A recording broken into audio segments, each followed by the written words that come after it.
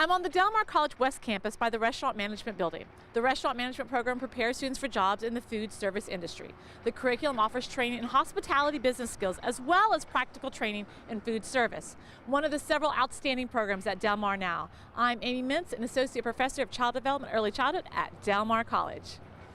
Coming up, we'll meet Chef Israel Villanueva. He's an instructor of the Culinary Arts program at Del Mar College with many years of experience in the field.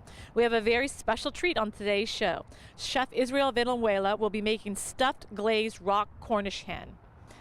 Students in the radio and television program will also be here with the new Del Mar Now update. We've got a fun show planned for you. You don't want to miss this. This is Del Mar Now.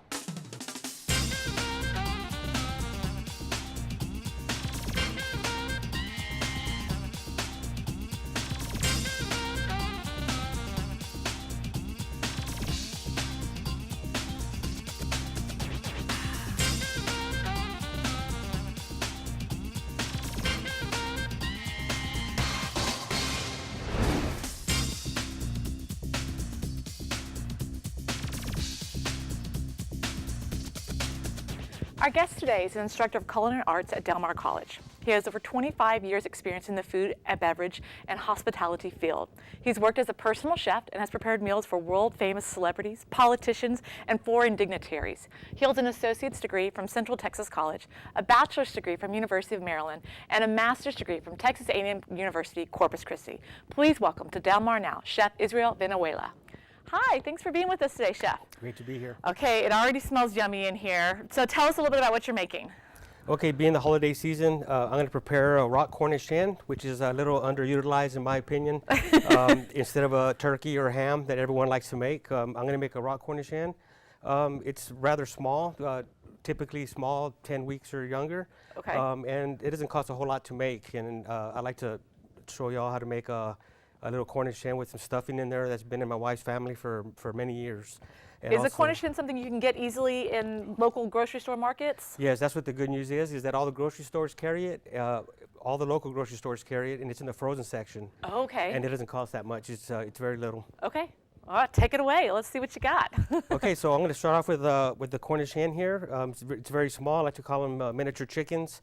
And what I like to do is anytime I make any kind of poultry, I like to put some butter under the skin. Break the skin up with your hands and rub some butter in there. And I like to put different kinds of herbs such as rosemary, thyme, and basil, and anything else I can find. That's the unique thing about cooking, especially culinary arts. Your mind is the limit. It goes on and on. So I have all these herbs in here already prepared.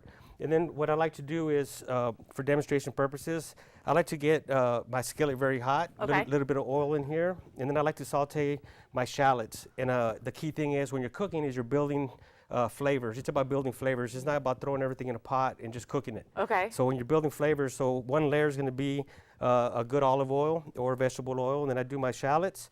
I cook the shallots down until they get caramelized, a little dark and crispy, brings the sweetness out.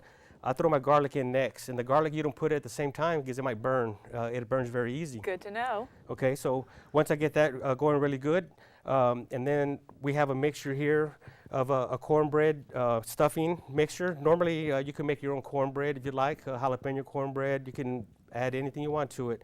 In this case, I'm using a pre-purchased bag of stuffing. Okay. Okay. And the other thing is, the unique thing about this stuffing is it has 3 different kinds of meats in here. Okay, so we have ground pork, we have ground beef, and we have chicken gizzards. Chicken gizzards should be cooked down until they're moist and tender, because okay. sometimes they're pretty tough. And you cook them separately, and then everything comes together at the end. And also some chicken stock. So what you do is once you get done cooking the shallots and the onions, you go ahead and throw your meats in there separately, do one at a time. Or if you're in a hurry, just do it all together and get it nice and crispy. Why so not? Yeah, so exactly. So that's another layer there that I've cooked. Okay, so I already have the toastiness of the shallots, the crispiness of the garlic and the flavor, and then I want to get texture on my meat. So I do all that together. And then once all that is accomplished, I mix it all together in a big bowl. Okay, so I mix it all. And this is what's going inside. And this is what's going to go inside. Okay, okay. So this is the stuffing that I'm going to stuff the Cornish hen with. Okay. And it takes a good amount of parsley. I'm not a big fan of parsley. People overuse it, especially for garnishing. Interesting. So in this case here, the parsley is one of the key ingredients. And my mother-in-law told me Don't forget the parsley, extra parsley, and in this case, you could taste the parsley. As a burst of freshness. Exactly. So all the vegetables that we talked about are in here, and then what I'm going to do is this Cornish hen here, I got it frozen and it was ripped a little bit, but what I'm going to do is I'm going to go ahead and stuff this really nice. So just get on in there, huh? Yeah, get on in there. And again, once you get that butter under the skin and the herbs under there, it's going to come out really nice. And then I have a little glaze that I made for this as well. I have a glaze, a cranberry jalapeno glaze that I made with this. A little bit of apple juice and a little bit of orange juice in there to thin it out a little bit. Okay, so you're doing a holiday dish right now. What kind of dishes do you like to prepare the most, or what are you known for in the kitchen? Well, the good thing is I like to be known for being well-rounded in the kitchen. Okay. I can cook a lot of good brisket and ribs and barbecue. You know, I think anyone in Texas should know that. But everywhere that I've traveled, I get a lot of compliments on my barbecue, brisket especially, to be particular. But as well as that, I do a little bit of French cooking, a little bit of Italian. I do a little bit of everything, so I'm considered well-rounded. Okay. I don't like to be one specific. That's probably important, though, to be well-rounded, because think about the people you might be serving or cooking Right. for. So can you tell us about some of the famous people you've cooked for, or your favorite people you've cooked for? And they may not be the same, huh? Right. Yeah. Well, there's a long list to call them all out at one time. But some of the more notable people that I've cooked for is like First Lady Laura Bush was one of the dignitaries. Also the King of Jordan. I've cooked for him. I've cooked for Robert De Niro, the actor, Kevin Spacey, Billy Crystal. And a whole bunch of royalty from Saudi Arabia and Kuwait. Wow. I've cooked for Secretary of Defenses. I don't know how many of them. Secretaries of the Army. Yeah, a whole bunch. And everyone, I'm sure, has their own taste preferences. Right. So that's why you need to be well-rounded. Right. That makes sense. And Drew Carey was one of the most notable ones that I liked. We hung out a lot. We flew all over Afghanistan and Iraq together for several days. We had a lot of conversations, and I see him a lot now on TV on that game show. But anyways, yeah. So when you cook for different people, they're looking for different things as well. Okay, that makes sense. Okay, how do we keep going? So Okay, we've got it stuffed in here. Right. So we got it stuffed in there, and then you want to truss it just by tying it there, and then you want to put the wings right in the behind there to keep them from burning. The tips. And what can you tie it with? Kitchen twine. Okay. Yeah, some kitchen twine. You'll see that I have the other one nicely trussed already. So you want to make sure it looks like this. And the reason you don't want the wings sticking out is because the tips are going to burn. So you want it as round as possible. Okay. And keeping all the dressing in there. Okay. So what I'm going to do is I'm going to go ahead and move this right over here.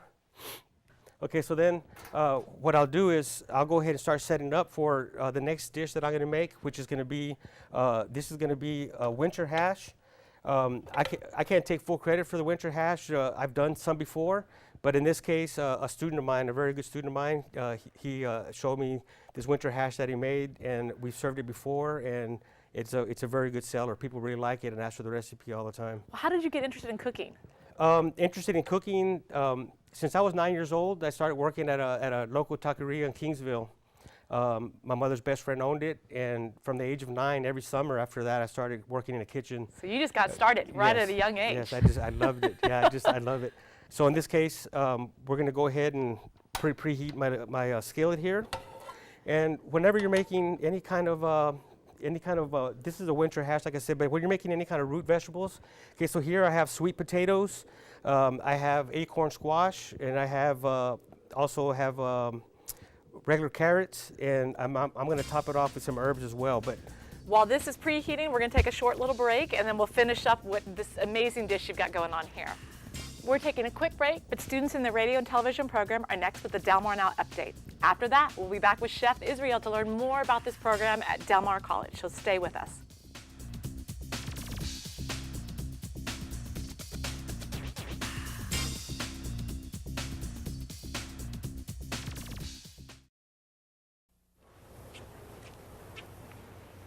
Excuse me.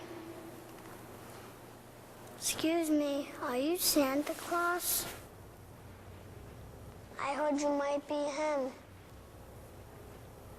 If you are him, here's my list. Help the Marines make Christmas possible for less fortunate children. Donate a new toy to Toys for Tots. Here's Santa Claus. Vikings are tough. They don't back down from a challenge. That's why at Del Mar College, they've been our symbol of discovery and perseverance since 1935. Today, that Viking spirit thrives more than ever as we develop the next generation of innovators, problem solvers, entrepreneurs, and leaders. Because to go from just getting by to finally getting ahead, it takes a Viking. Del Mar College, dreams delivered.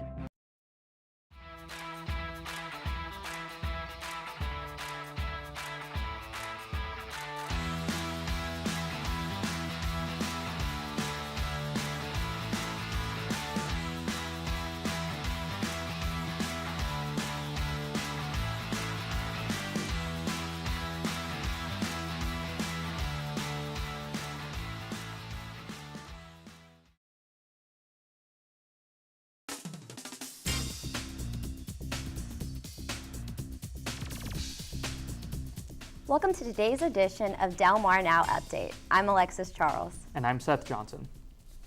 Registration for the spring 2018 semester at Del Mar College is underway.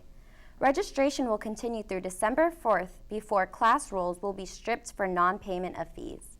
Registration will then reopen December 5th and continue into January. Rallies to encourage students to register were held on the East and West campuses the first full week of November. Participants at the rallies were able to learn more about admissions, financial aid, along with other student resources.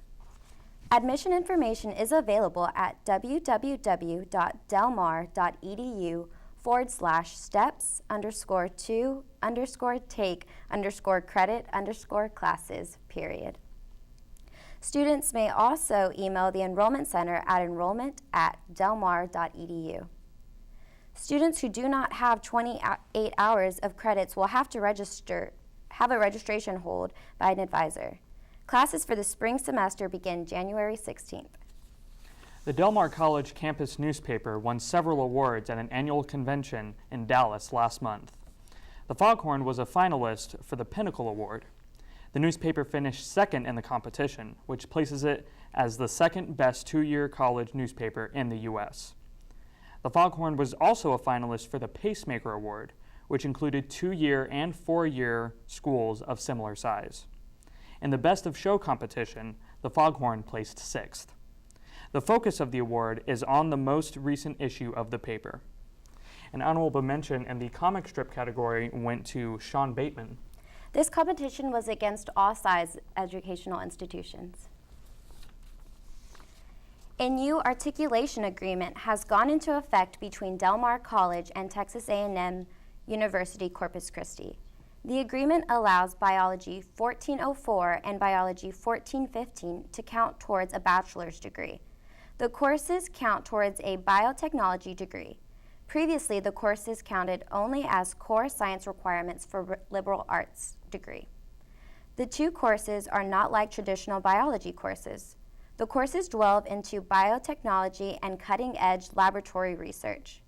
The agreement is particularly good news to Danal Nassar Azindani, who is currently attending both institutions. Azindani made headlines earlier in the year as a team member that discovered beneficial virus. The student research is presently authorizing a paper on the discovery, which will be submitted to scientific journals for possible publication. A first-time course in history will be offered this coming spring semester at Del Mar College. African American history will introduce students to individuals whom they may have never heard before. In addition to studying about Frederick Douglass and Harriet Tubman, DMC Professor of History Lisa Welch says students will also learn about David Walker and Esteban, a black man who came to America with Spanish explorer Cabeza de Vaca. History 2381 will cover topics such as the development of an African American culture, the realities of the slave experience, to expressions of African American culture. The course is one of the choices in the Cultural and Behavioral Sciences component. Professor of History Brian Hart says students will examine letters, testimony in court cases, speeches, along with works of art and songs. One of the largest tournaments that Del Mar College's speech team attends has been held in Corpus Christi. The Texas Intercollegiate Forensic Association's fall tournament attracted 15 schools representing schools from Texas and Louisiana. Some of the schools represented were UT Austin, the University of North Texas, Texas A&M Kingsville, Texas State, and LSU Baton Rouge. Del Mar's team, called the Vocal Vikings, is a young team made up of mostly freshmen. Hunter Frost from Del Mar placed 7th in the overall debate speaking competition, the most popular event. Natasha Pettis placed 3rd in novice poetry. Humberto Garcia was a quarterfinalist in the individual debate event. And E.J. Babbitt took 4th place in novice prose. An Oklahoma poetry legend was on the campus of Del Mar College. Dorothy Alexander read from her collection of works November 1st at the White Library. Alexander gave 2 readings from her works at the free events. Del Mar College Professor of Learning Resources Alan Bareka says Alexander has packed 3 lifetimes in her 80-plus years. The poet grew up as an Oklahoma dirt farmer's daughter and went on to a career as a lawyer and later a judge. Alexander was also a member of the first storm chasing team at the University of Oklahoma. The poet has created 6 collections of her own poetry since 2002. Her latest book is titled Leaving My Father's House. That's this edition of Del Mar Now Update. I'm Alexis Charles. And I'm Seth Johnson. Stay tuned for more Del Mar Now.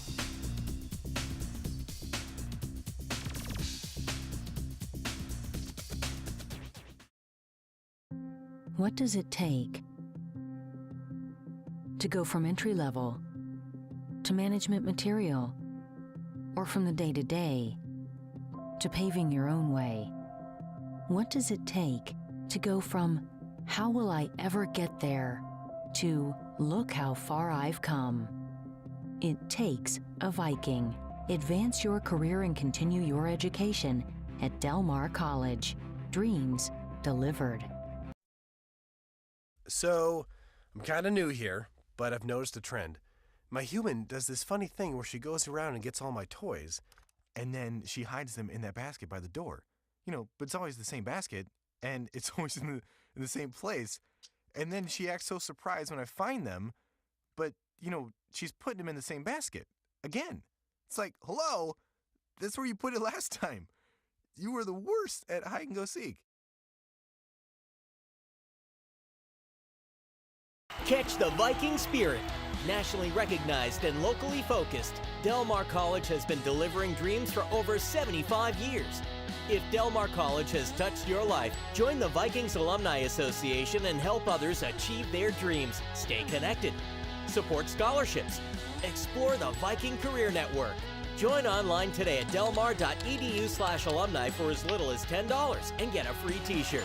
Show your Viking pride.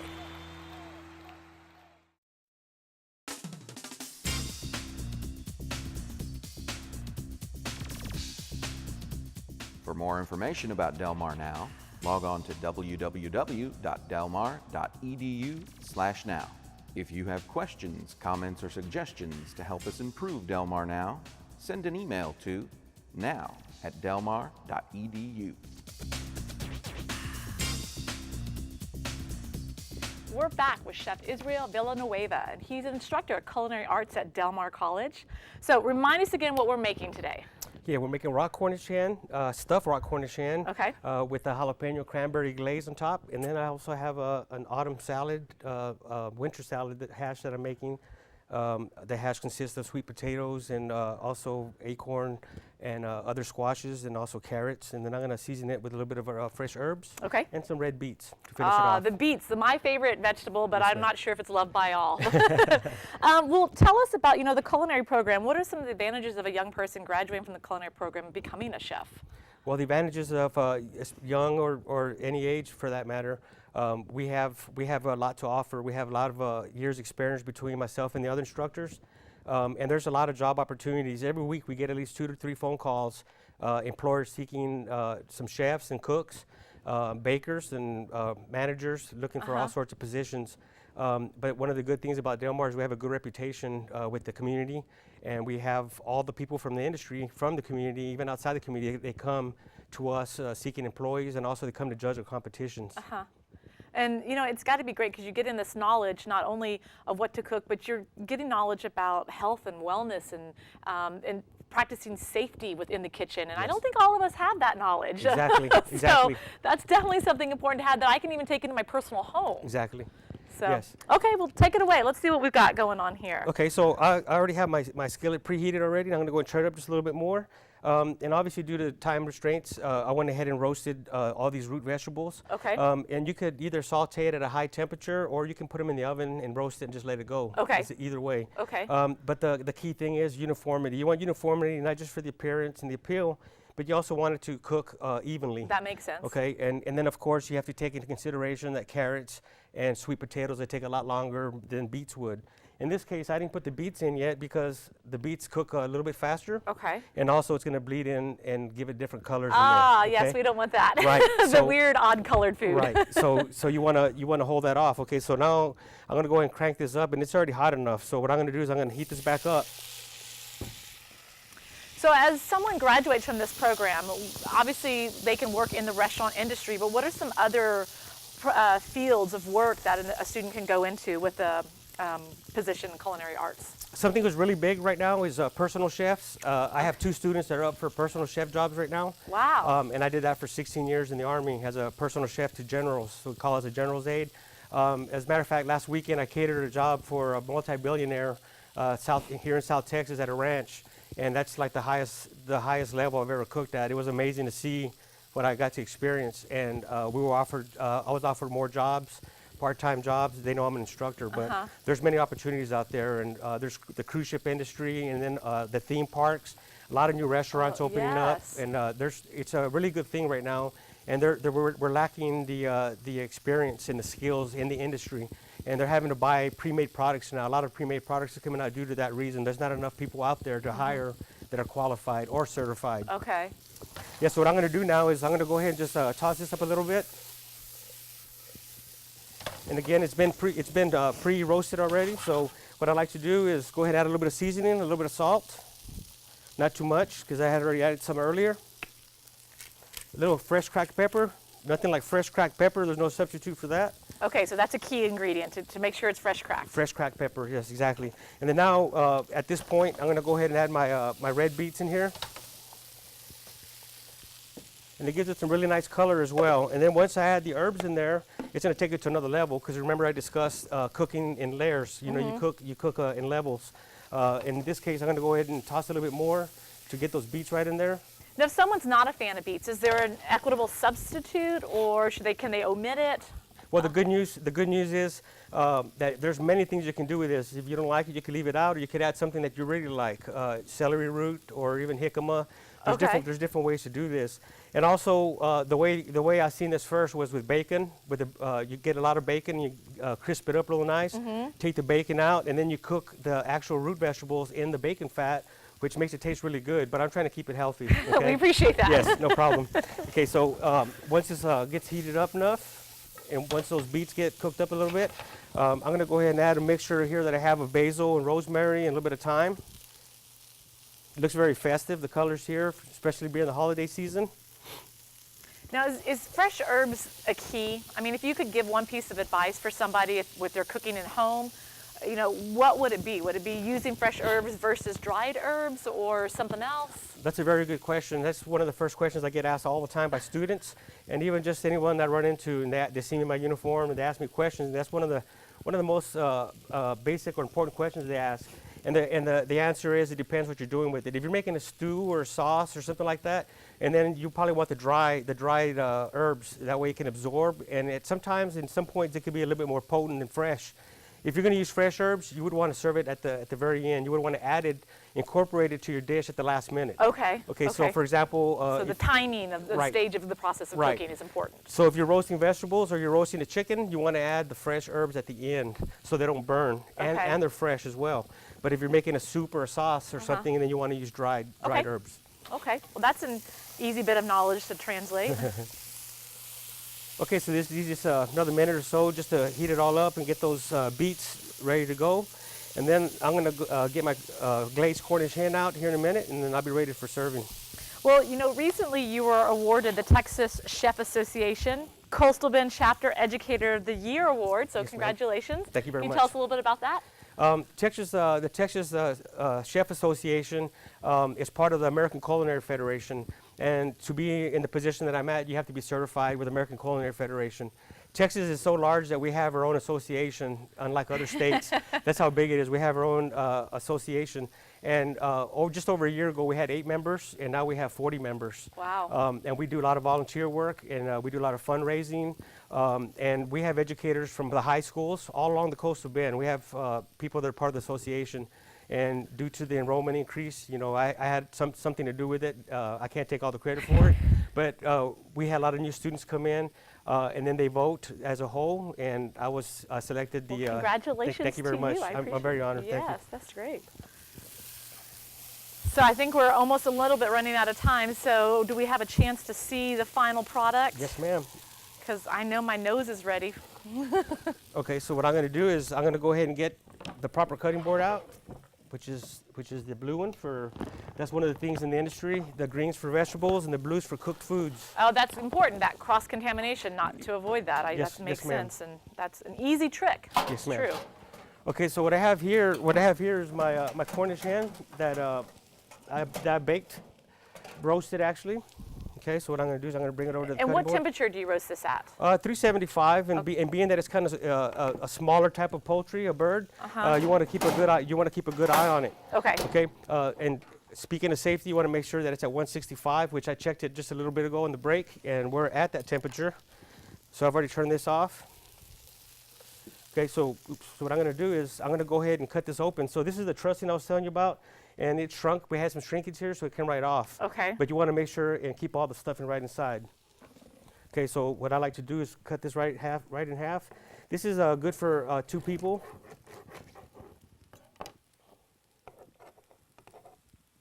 Okay, so I'm gonna plate And it is up. that the presentation style, to cut it in half and present it with the stuffing being shown? It depends on your preference. I prefer to serve mine on a plate like this. And also, depending on who you're cooking for or what they're looking for, you wanna make sure and cut up into pieces. Okay. You know, to the quarters, you know, to the legs and the thighs. Well, while you're scooping up that hash, if someone wants to get more information about the Culinary Arts program, you know, who should they contact or what should they do? The best thing to do is go online to Del Mar, the Del Mar website, and at that point you could find the programs, the degree programs, and look under the hospitality. Look under the hospitality program. And at that point, you'll find culinary arts and pastry and baking and restaurant management. So that's the best place to go is online. And then from there, you'll be able to find myself and the other instructors on there, and they can send us an inbox or a message or something like that. Okay, so here we have rock Cornish hen with a jalapeno cranberry glaze, and also the winter hash vegetables. Well done, Chef. Thank you very much. It was an honor. As always, if you have questions or comments about Del Mar Now, please send an email to now@delmar.edu. We will return in January with an all-new show. Until then, have a safe and happy holiday season. I'm Amy Mintz for Del Mar Now. Thanks for watching.